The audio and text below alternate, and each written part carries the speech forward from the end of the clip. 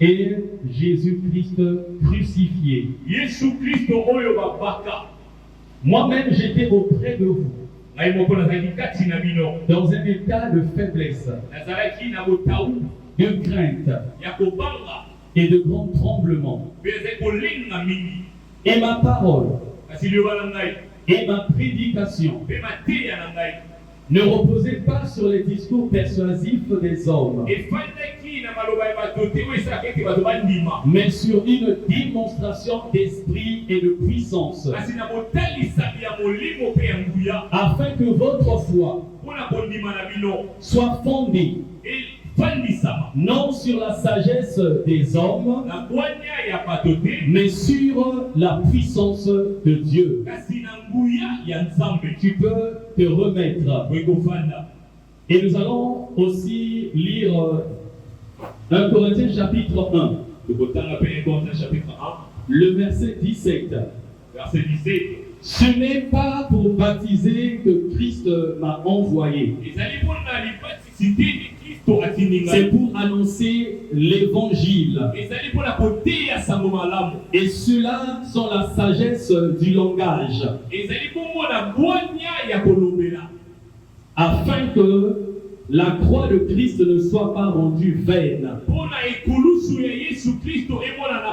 Les prédications de l'apôtre Paul, surtout ses premières prédications, lorsqu'il arrivait dans une nouvelle localité, étaient fondées sur la prédication de la croix.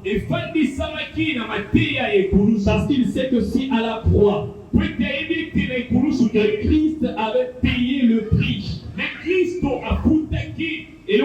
afin que ceux qui croiraient en lui soient sauvés. Il parlait de la prédication de la croix,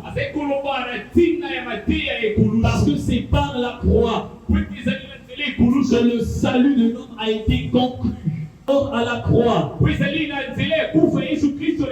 était comme la signature de sa mission sur la terre. Une fois à la croix, il a dit tout est accompli. Et quand l'apôtre Paul parle de la puissance,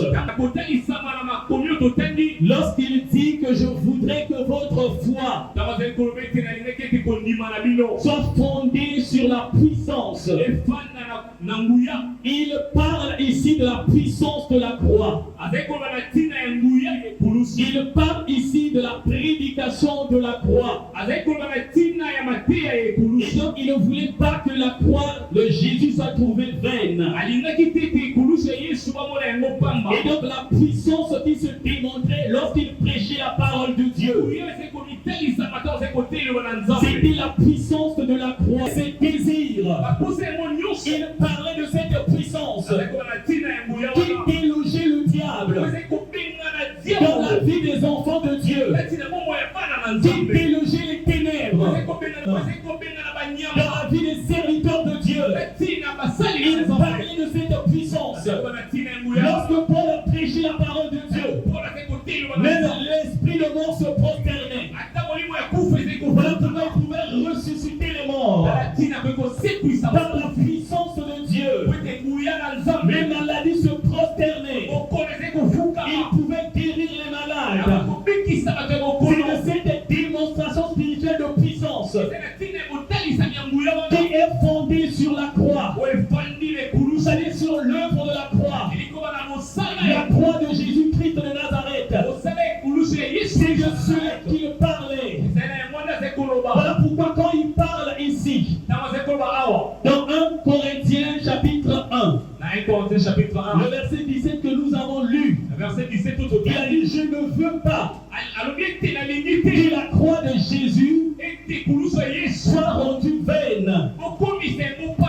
Parce que la croix de Jésus est en train d'être oubliée. Alors que notre alliance avec le Père, c'était à la croix. Par le sang de la vie, par le sang de Dieu, par le sang de Christ, notre réconciliation avec le véritable Dieu, c'était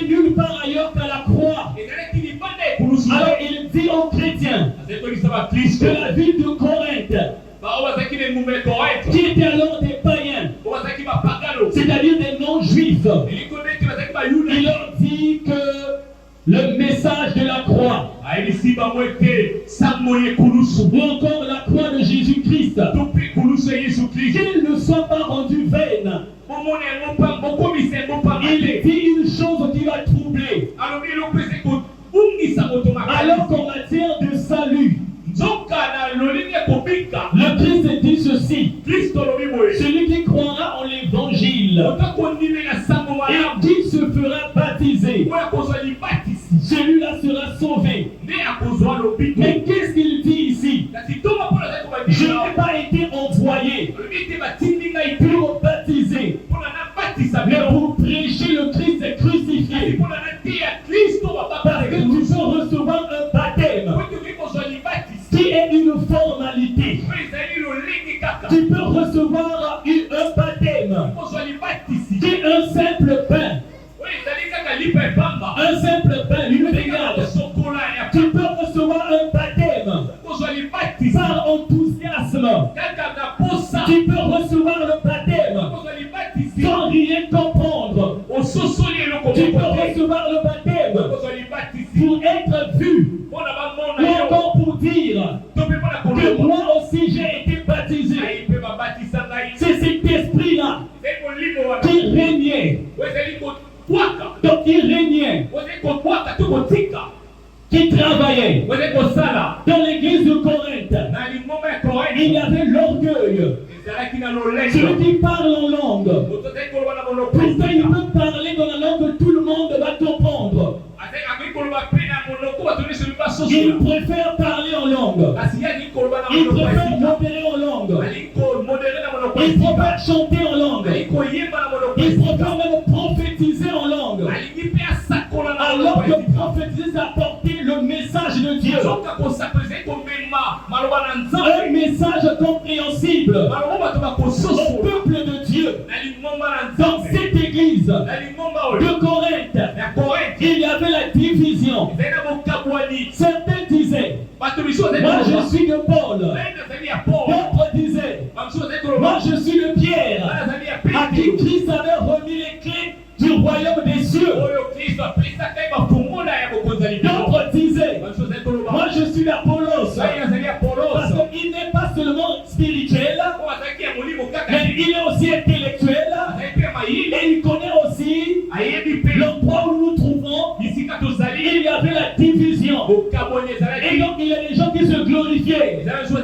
Moi j'ai reçu le baptême. Moi j'ai reçu le baptême. Il est vrai que tu avais reçu le baptême.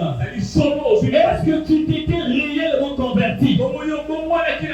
Il est vrai que tu avais reçu le baptême. Est-ce que tu t'es véritablement repenti? C'est-à-dire, est-ce que tu avais abandonné le mal? Jean-Baptiste, qui a été envoyé en mission pour préparer la mission de Christ. Voici sa première prédication.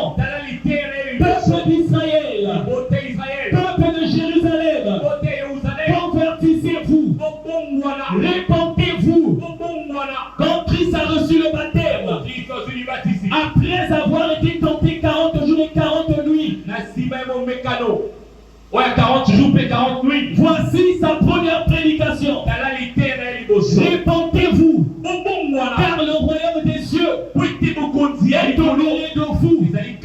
Le jour de la Pentecôte, quand Pierre a pris la parole pour parler à la foule, comme vous me voyez, comme moi je vous vois, il a dit au peuple: répentez-vous. Après la repentance, faites-vous baptiser. Il est vrai que tu t'es fait baptiser, mais tu vis encore dans le péché. Il est vrai que tu t'es fait baptiser, mais tu vis encore dans la fornication. Il est vrai que tu t'es fait baptiser, mais tu vis encore dans la débauche. Il est vrai que tu t'es fait baptiser, tu es encore mondain. C'est ce que Paul voulait faire savoir. En vérité,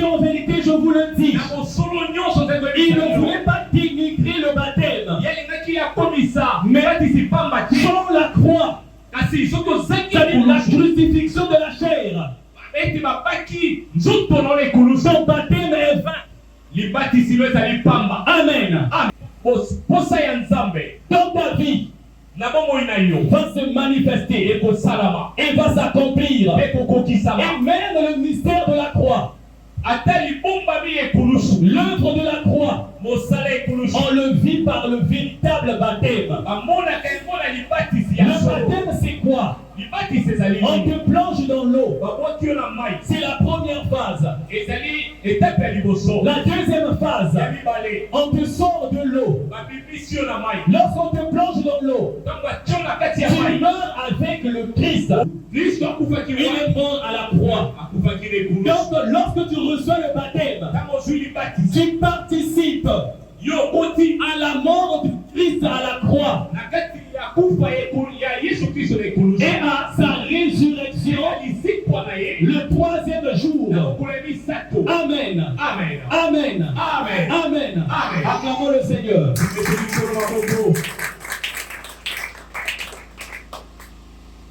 Avant le Christ, la croix était un symbole d'opprobre. Donc une grande humiliation, une grande honte. Parce qu'on prenait un adulte, on prenait un être humain, parce qu'il a commis une faute. On le déshabille et on le suspend à la croix. On le crucifie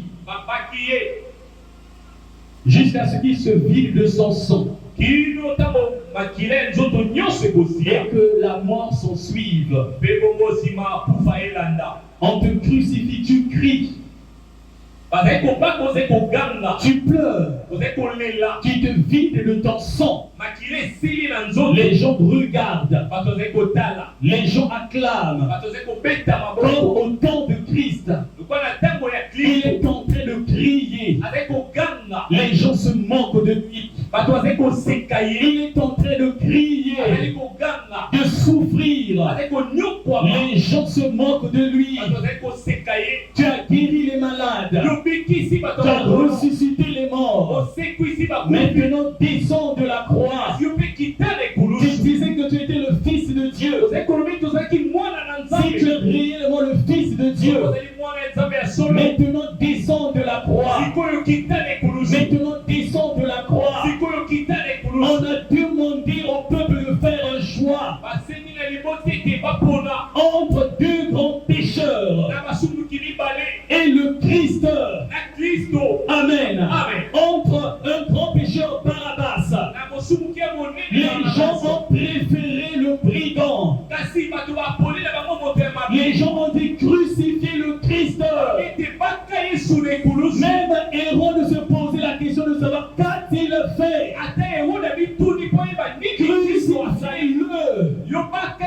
Crucifiez-le. Et avec deux voleurs, il s'est retrouvé à la croix. Il était dénudé. Il était sans force. Et même lui-même a dit à son père, pourquoi m'as-tu abandonné? C'était une grande épreuve pour le Christ. C'est la seule épreuve pour laquelle le Christ a dit au Père, s'il est possible, épargne-moi cette coupe. S'il est possible que je ne meure pas à la croix, s'il est possible que je meure d'une autre mort, parce que c'était honteux, parce que c'était douloureux, mais c'était le chemin de sa gloire, c'était le chemin de son élévation, c'était le chemin par lequel son nom devait être élevé au-dessus de tous les noms, dans le ciel, sur la terre, sous la terre, de telle sorte que, au nom de Jésus-Christ, que tout genou fléchisse. Amen. Et que toute langue confesse que Jésus-Christ est Seigneur. Que la maladie confesse que Jésus-Christ est Seigneur. Que les démons confessent que Jésus-Christ est Seigneur. Que la mort confesse que Jésus-Christ est Seigneur. Que les anges confessent que Jésus-Christ est Seigneur. Que les démons confessent que Jésus-Christ est Seigneur. Que les saints et l'Église confessent que Jésus-Christ est Seigneur. À la gloire de Dieu le Père. Acclamons le Seigneur notre Dieu. Amen. Donc avant le Christ, la croix était un symbole d'humiliation. De grande humiliation. Ce que tu vis, peut-être que tu es en train de porter cette croix pour ton compte. La foi, c'est ça que tu dois saisir. La crainte de Dieu, c'est celle-là qui doit te caractériser. Parce que le chemin de gloire, c'est le chemin de la douleur. Le chemin de la gloire passe par le chemin de la croix. Voilà pourquoi Christ dit ceci. Si quelqu'un veut venir après moi, mais Jésus va où? Il va de la gloire. Jésus va où? Il va auprès de son Père. Jésus va où? Il va dans l'immortalité. Jésus va où? Il va là où la puissance éternelle. Et si quelqu'un veut venir après moi, qu'il porte sa croix, la croix de sa mission, qu'il porte sa croix, la croix des épreuves qui sont liées à son appel, qui sont liées à son étoile, qu'il porte sa croix. Amen. Amen. Amen. Avant le Christ, mais je voudrais donner un verset biblique. Dans Philippiens 2, le verset 8, il est écrit ceci. C'est pourquoi il s'est humilié et il a accepté la mort, même la mort de la croix. Pourquoi on dit même pour appuyer cela? Parce que c'était la mort qu'il fallait éviter. C'était une mort à éviter. Parce qu'elle était très humiliante. Mais c'est à cause de cela, si vous lisez la suite, Christ a été élevé. Avant le Christ, la croix était un symbole de malédiction. Quand on t'élève à la croix, quand on te suspend à la croix, ça veut dire que tu es maudit. Tu es maudit. Tu ne mérites pas la bénédiction. Tu ne mérites pas la richesse. Tu ne mérites pas le mariage. Donc Galates 3, le verset 13. Maudit soit quiconque est pendu au poids. Maudit soit quiconque est pendu au poids. Si tu es sur le poids du diable, la croix du diable, la croix du monde des ténèbres, la croix de la sorcellerie, que cette croix soit brisée dans le nom tout puissant de Jésus-Christ de Nazareth, qu'elle soit brisée et qu'elle soit brûlée au nom de Jésus. Au nom de Jésus. C'est ce que la croix était. Avant le Christ, elle était un symbole de condamnation. Un symbole de condamnation à la mort. Donc la croix, avant le Christ, était le symbole de la mort. Avant que le symbole de la croix ne vienne en Israël. Donc, les nations païennes, elles avaient plusieurs significations, parmi lesquelles la mort. Dans les cimetières, on met la mort, on met la croix, comme pour dire celui-ci est mort. Amen. Dans le monde des esprits, si tu as cette croix, dans le nom tout puissant de Jésus-Christ de Nazareth, que cette croix de la mort soit brisée dans ta vie, que cette croix de la mort soit brisée dans ton mariage, que cette croix de la mort soit brisée dans tes finances, que cette croix de la mort soit brisée dans ta marche avec Dieu, avant que le Christ ne vienne. Le monde des ténèbres utilisait la croix pour intimider. Ils utilisaient la croix pour terroriser. Il y a des familles aujourd'hui, on utilise leur totem pour terroriser, pour faire peur. Si tu ne fais pas ceci, telle chose va t'arriver. Si tu n'épouses pas une personne de telle ethnie, telle chose va t'arriver. Il y a des familles, on menace les gens avec la maladie de l'épilepsie. Amen. Il y a des familles, on menace les gens par des accidents. Il y a des familles, on menace les gens par des infirmités, par la croix de Jésus-Christ de Nazareth. Que ces choses soient supprimées, que ces choses soient effacées, car il est écrit dans la parole de Dieu, l'acte dans les ordonnances nous condamnait et qu'il subsistait encore jusqu'à ce jour. Le Christ a effacé cela. Le Christ a éliminé cela. Que toutes ces intimidations, que toutes ces condamnations dans ta famille paternelle, maternelle, dans le quartier, dans la belle famille, au travail, même dans l'église, par le mystère de la croix, par la puissance de la croix de Jésus-Christ, que tout cela soit effacé, que tout cela soit effacé, que tout cela soit effacé, au nom de, acclamons Jésus-Christ de Nazareth. Amen. Acclamons le Christ. Alléluia. Mais non, voici l'erreur du diable.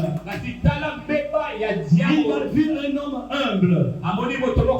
Depuis sa naissance, il avait la gloire. Quand il a reçu le baptême, jamais ces signes ne s'étaient manifestés. Jean-Baptiste avait baptisé plusieurs personnes. Il n'y avait pas ce signe. Mais lorsque cet homme a été baptisé, le ciel s'est ouvert. Le Saint-Esprit est descendu sous la forme d'une colombe. Une colombe blanche. Une colombe de lumière. Et la voix de Yahvé. La voix de l'Éternel, la voix du véritable Dieu. J'aimerais t'entendre.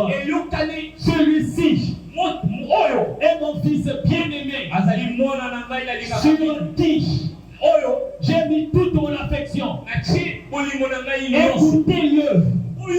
Israël, écoute ton Dieu. Écoute ton Dieu. Par le Christ. Votre il est écrit dans la parole de Dieu.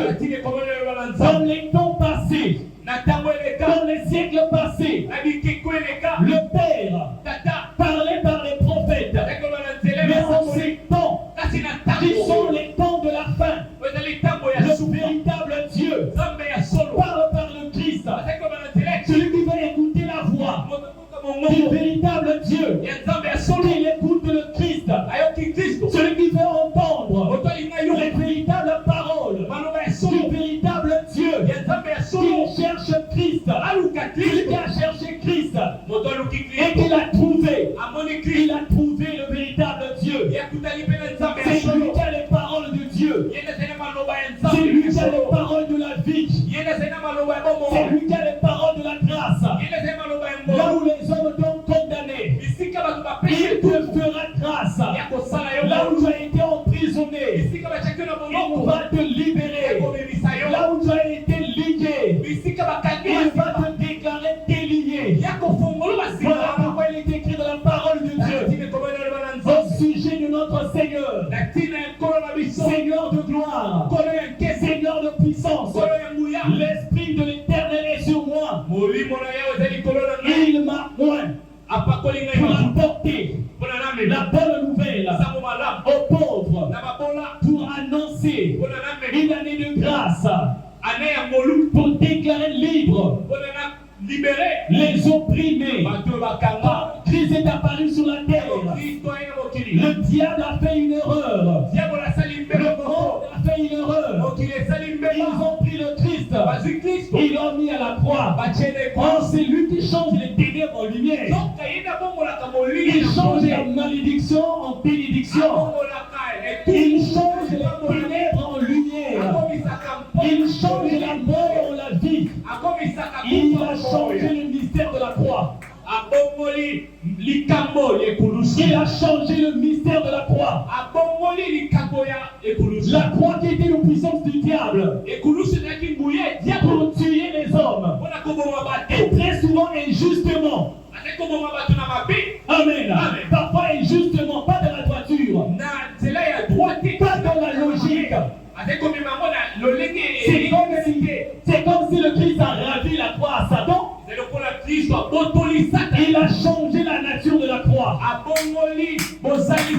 Il a changé le mystère de la croix. La croix qui était une puissance du diable et terroriser les hommes est devenue pour les enfants de Dieu la puissance de Dieu pour crucifier le diable lui-même, pour crucifier les œuvres du diable, pour crucifier la mort, pour crucifier la pauvreté, pour crucifier la malédiction, pour crucifier les condamnes. La croix qui a été utilisée pour affaiblir les hommes. Le Christ l'a utilisé pour dépouiller le diable, pour dépouiller les démons, pour dépouiller les sorciers, pour dépouiller les satanistes. À cause de la croix, ils ne sont pas forts devant un enfant de Dieu. À cause de l'œuvre de la croix, un sorcier n'est rien devant toi. À cause de la puissance de la croix, l'occultisme n'a pas le pouvoir devant toi. Car dans Colossiens 2, le verset 15, il est dit ceci: à la croix, le Christ a dépouillé les dominations, les autorités. Il les a crucifiés à la croix. Il les a livrés publiquement en spectacle. Il a triomphé d'eux par la croix. À la croix, à cause de toi, Christ avait vaincu le diable. À la croix, à cause de Christ avait vaincu la sorcellerie. Il avait vaincu le monde des ténèbres. Ce n'est pas à toi de trembler devant l'ennemi spirituel. Ce n'est pas à toi de trembler même devant la mort qui vient du diable. Si elle vient de Dieu, que gloire lui soit rendue pour aller auprès du Seigneur. Mais si elle vient du diable, même si toute la terre t'a rêvé que tu es mort, dois dire au nom de Jésus-Christ de la croix: je ne mourrai pas, je vivrai et je raconterai les œuvres de Christ. La mort a été vaincue. Le jour de mort a été vaincu par le Christ. Acclamons la parole de Dieu. Acclamons notre Seigneur. Quand le Christ est apparu à la croix, il a changé les choses. La croix était plus un symbole de la mort, mais spirituellement, un symbole de la vie. La croix n'était plus un symbole de la malédiction, mais un symbole de la bénédiction et de l'enrichissement. Voilà pourquoi il est écrit dans la parole de Dieu. Dans 2 Corinthiens 8, 9, Christ qui était riche, à la croix, il s'est fait pauvre. Ça veut dire qu'il n'était pas pauvre. Il était pour lui riche, mais il s'est fait seulement pauvre. Autrement dit, il avait porté ta pauvreté pour que toi tu sois riche. Ne déclare jamais que tu es pauvre. Ne déclare jamais que toi tu es maudit. Mais que tu es béni. Tu es béni de Christ. Tu es riche en Christ. Tôt ou tard, cette bénédiction va se matérialiser. Tôt ou tard, cette bénédiction va germer.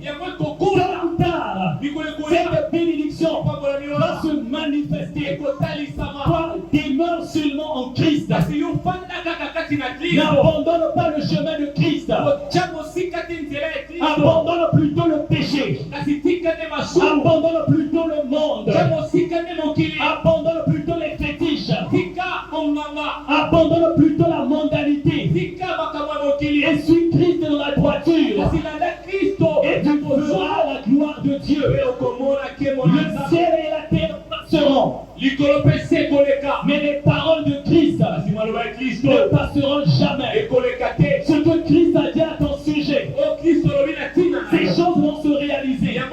Si tu demeures dans la foi, les prophéties qui ont été dites à ton égard, même avant que tu ne naisses, que les gens t'ont rapporté, si ces paroles venaient de Dieu, elles vont se réaliser. Toi demeure en Christ. En Christ tu es glorieux. En Christ tu es puissant. En Christ tu es béni. En Christ tu es victorieuse. Tu es victorieux. Acclamons la parole de Dieu.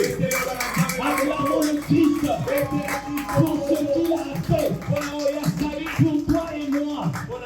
Ce qu'il a fait sur la terre, ce qu'il a fait à la croix.